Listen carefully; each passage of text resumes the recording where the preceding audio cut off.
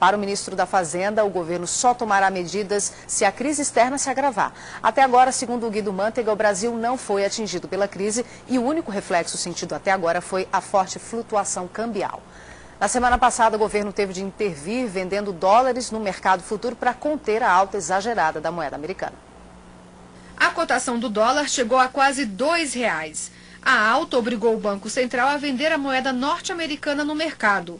A última vez que o governo agiu dessa forma foi em junho de 2009. Especialistas buscam no cenário internacional explicações para a instabilidade da moeda americana. Uma delas é a incerteza que os investidores têm diante da crise econômica que afeta os Estados Unidos e a União Europeia. Há 2 meses era a queda excessiva do dólar que preocupava os economistas. Em julho, a moeda norte-americana chegou a ser cotada a R$ 1,55. De lá para cá, esse valor subiu 23%. Esse aumento traz vantagens para as exportações brasileiras. O valor dos produtos fica mais atraente lá fora. Por outro lado, a valorização do dólar traz impactos negativos em vários setores da economia. A inflação pode aumentar, porque os produtos que vêm de fora ficam mais caros. As dívidas das empresas que têm contratos em dólares também sobem. E quem viaja para fora vai ter de gastar mais. Bom dia a todos. Quando o dólar está alto, é motivo de preocupação, mas quando está baixo, também preocupa. A grande pergunta é, qual o valor ideal para o dólar? E essa pergunta eu passo para o professor de Finanças do IBMEC, José Cobori. Bom dia. Bom dia, Manuela.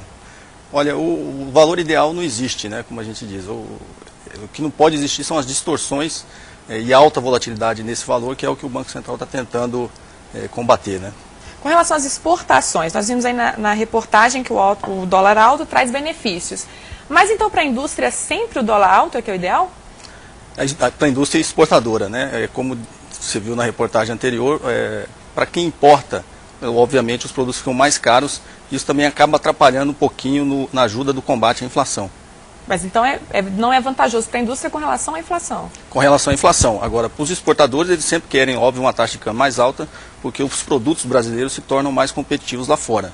Mas para o governo e para uma grande parcela da sociedade, o dólar muito alto acaba atrapalhando o combate à inflação e torna os nossos produtos brasileiros mais caros. E para o comércio, qual que é a situação ideal para o dólar? Para o comércio, novamente esse conflito de interesses, né? O comércio que vende produtos importados, é óbvio que a taxa de câmbio muito alta acaba atrapalhando na competitividade desse lado do comércio. Obviamente, para quem exporta novamente, os produtos brasileiros se tornam mais caros lá fora, né? Então, existe sempre essa briga, qual o dólar ideal, que foi a sua primeira pergunta, o que eu acho que não existe o dólar ideal. Se você lembrar um pouco tempo atrás, todos achavam que o dólar ideal era 2,20, né? Como a taxa de câmbio veio caindo muito, já começaram a achar que eram R$2, e agora já se fala que o dólar ideal é entre 1,70 e 1,80, porque a economia acaba se ajustando aos novos parâmetros e às novas variáveis econômicas. Então depende do período econômico. Depende do período e depende da nossa capacidade de adaptação, que o brasileiro tem bastante. E com relação ao turismo, nós vimos aí que o dólar alto desmotiva as viagens ao exterior. Mas o dólar baixo traz alguma mudança significativa? Muita gente vem de fora ou não é a mesma coisa? Quando a taxa de câmbio prejudica um pouco a nossa indústria turística nacional, né? Mas a taxa de câmbio bastante baixa ajuda o brasileiro a ir mais para o exterior. Pra você ter uma ideia, hoje o maior volume de estrangeiros na Flórida são de brasileiros, né? Inclusive está ajudando a movimentar lá a economia americana. O estado da Flórida já nos trata assim com um tapete vermelho, né? Porque eles estão em crise e nós, teoricamente, numa situação um pouquinho mais confortável, então acaba ajudando a exportação de turistas para fora, né? Mas na nossa indústria turística a gente acaba realmente prejudicando um pouco, porque o turismo brasileiro se torna mais caro para o estrangeiro. Então também tem que se achar aí um ponto de equilíbrio ideal. E o consumidor fica onde nessa história toda? O consumidor, acho que, como todo consumidor, está mais preocupado com a inflação. E aí o que se está falando nesse momento de alta volatilidade na taxa do câmbio é se prejudicar o combate à inflação, já que já existiu uma preocupação econômica com a política monetária e com o ajuste fiscal, se essa inflação nossa vai voltar à meta ou não.